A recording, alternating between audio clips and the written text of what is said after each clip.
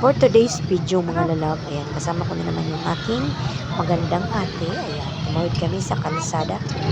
Kasama ko si Ali at yung pamangkin ko.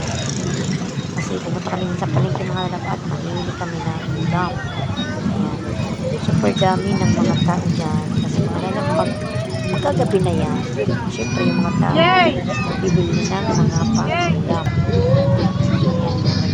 Hindi pa man ganong madilim.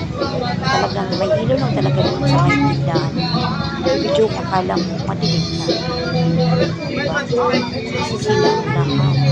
Supposed to be mga lalabang hinahanap talaga namin ng ate ko ay karne ng baka. Pero walang karne ng baka dyan. Puro lang chicken at pork. Ayan si Kuya ang nagpatingin at naka-turn na.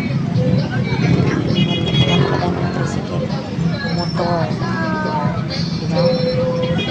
So ngayon dahil walang kami na natin yung turning back, sabi ng ate ko, try natin yun sa Kaya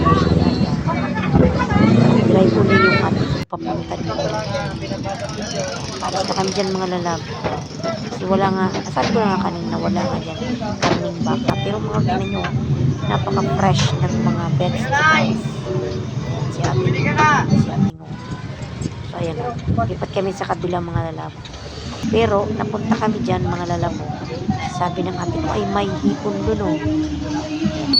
Alam mo yung tumpok na yan mga lalab is 100 pesos lang. Mamili lang kayo dyan mga lalab. Ayan. Yung ate ko ayun pinili yung isa. Yun yung pinakamaganda. Pinabalot na kay kuya. Diba?